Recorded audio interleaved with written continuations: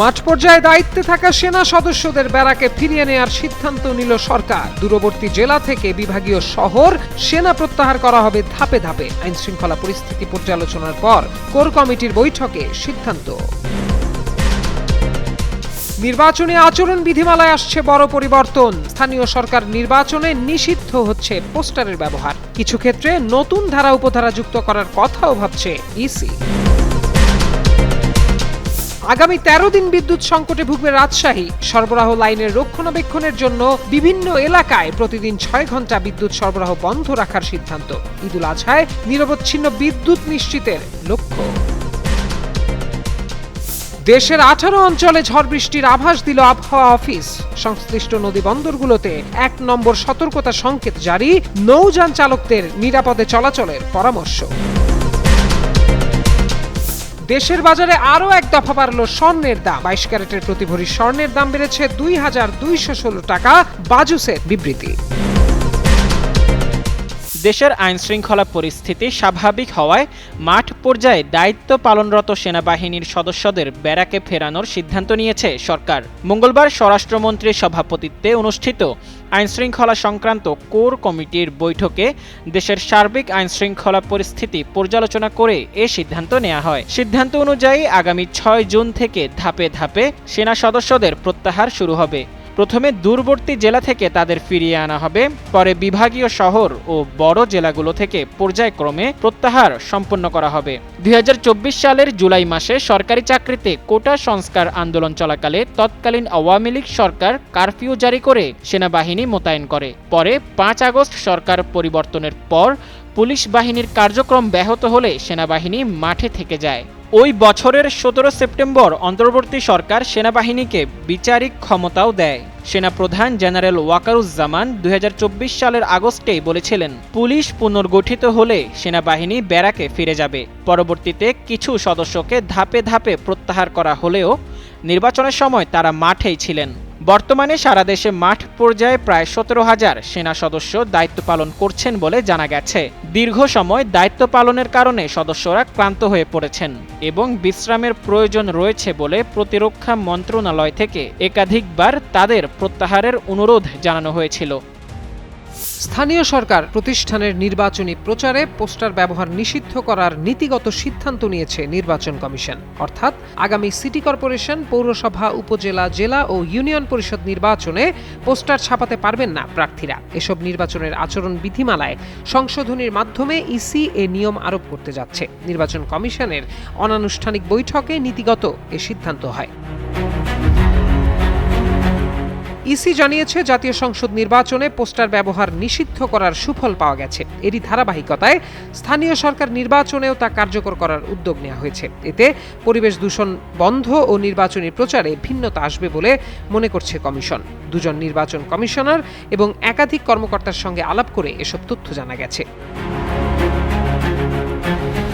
আগামী দিনে স্থানীয় সরকার প্রতিষ্ঠানগুলোয় নির্দলীয় প্রতীকে নির্বাচন অনুষ্ঠিত হবে। অন্যদিকে প্রতিটি উপজেলায় সংসদ সদস্যদের জন্য কার্যালয় তৈরি করছে সরকার। এ অবস্থায় সংসদ সদস্যরা উপজেলা কার্যালয়ে বসে নির্বাচনে যেন হস্তক্ষেপ করতে না পারেন, সে লক্ষ্যে আচরণ বিধিমালায় নতুন ধারা উপধারা যুক্ত করার চিন্তা করছে ইসি।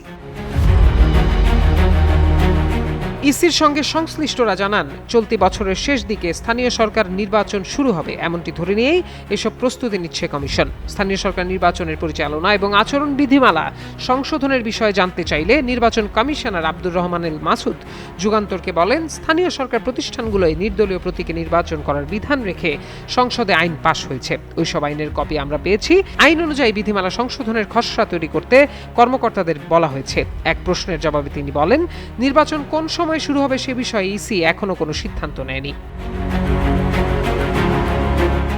দেশের 12টি সিটি কর্পোরেশন, 450টির বেশি উপজেলা পরিষদ, 300-র বেশি পৌরসভা ও 61টি জেলা পরিষদের নির্বাচন আয়োজনের সময় অনেক আগেই চলে গেছে। এগুলো এখনই নির্বাচন করার উপযোগী। এসব নির্বাচন আয়োজনে আইনগত কোনো জটিলতাও নেই। এছাড়া প্রায় 600 ইউনিয়ন পরিষদের নির্বাচন করার যে 180 দিনের সীমাবদ্ধতা রয়েছে তা এপ্রিলে শুরু হয়েছে। সে হিসাবে অক্টোবরের মধ্যে নির্বাচন করার আইনি বাধ্যবাধকতা রয়েছে। জুলাইয়ের মধ্যে আরও 2800-রও বেশি ইউনিয়ন পরিষদের নির্বাচনী ক্ষণগণনা গণনা শুরু হবে। এ অবস্থায় সরকারের সবুজ সংকেত পেলে স্থানীয় সরকার নির্বাচনের তফসিল ঘোষণা করতে পারবে ইসি। যদিও সরকারের তরফে এ বছরের শেষ দিকে স্থানীয় নির্বাচন শুরু করার কথা বলা হচ্ছে। প্রত্যয় দাস, যুগান্তর নিউজ।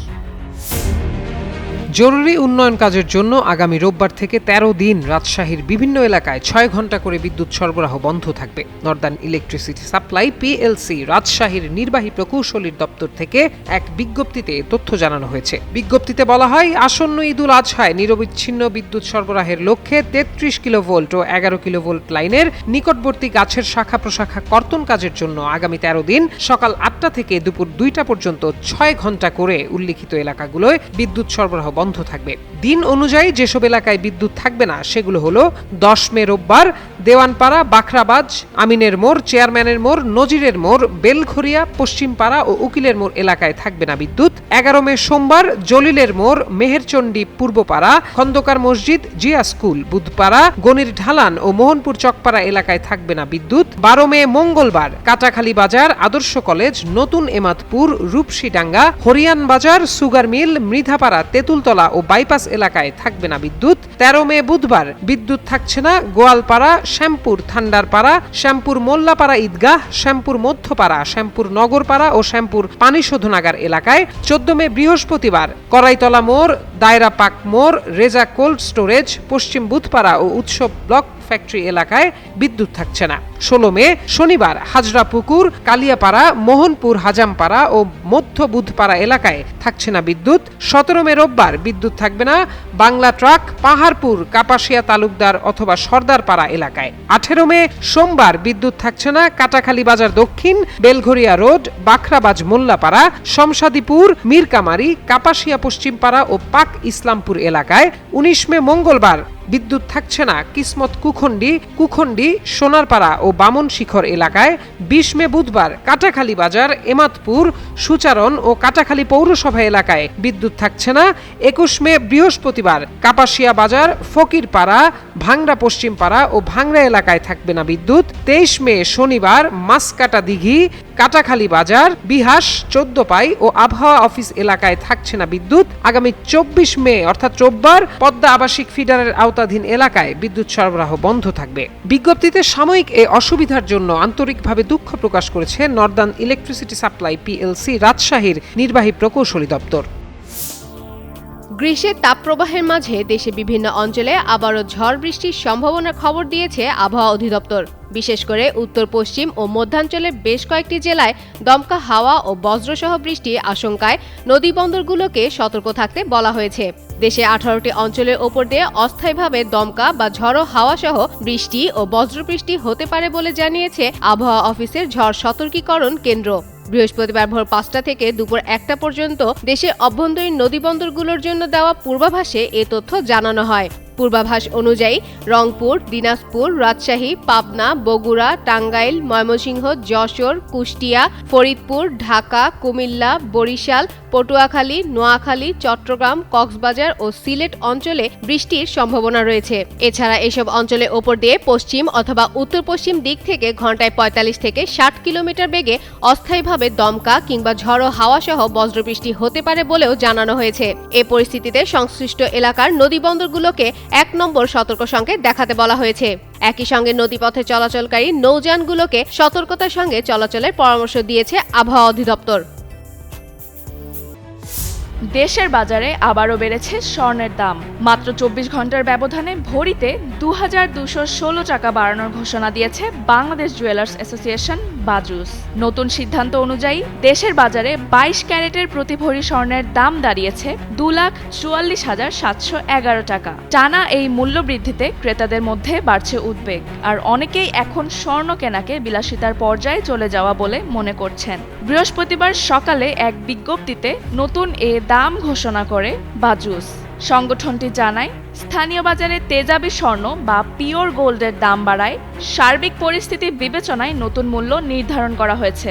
নতুন এ দাম বৃহস্পতিবার সকাল ১০টা থেকেই কার্যকর হয়েছে। নতুন মূল্য তালিকা অনুযায়ী প্রতি ভরি ২২ ক্যারেট স্বর্ণের দাম নির্ধারণ করা হয়েছে ২,৪৪,৭১১ টাকা। এছাড়া ২১ ক্যারেটের প্রতি ভরি ২,৩৩,৫৭২ টাকা। 18 ক্যারেটের প্রতি ভরি 2,213 টাকা এবং সনাতন পদ্ধতির প্রতি ভরি স্বর্ণের দাম নির্ধারণ করা হয়েছে 1,63,063 টাকা। বাজুসের তথ্য অনুযায়ী চলতি বছর এখন পর্যন্ত দেশের বাজারে 63 বার স্বর্ণের দাম সমন্বয় করা হয়েছে। এর মধ্যে 35 বার দাম বাড়ানো হয়েছে এবং 28 বার কমানো হয়েছে।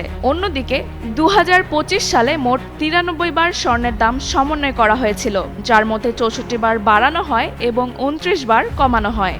বিশ্লেষকদের মতে আন্তর্জাতিক বাজারে স্বর্ণের দামের অস্থিরতা, ডলারের বিনিময় হার এবং স্থানীয় বাজারের চাহিদা বৃদ্ধির কারণে দেশের বাজারেও স্বর্ণের দাম ধারাবাহিকভাবে বাড়ছে। এতে সাধারণ ক্রেতা ও স্বর্ণ ব্যবসায়ীদের মধ্যেও চাপ বাড়ছে।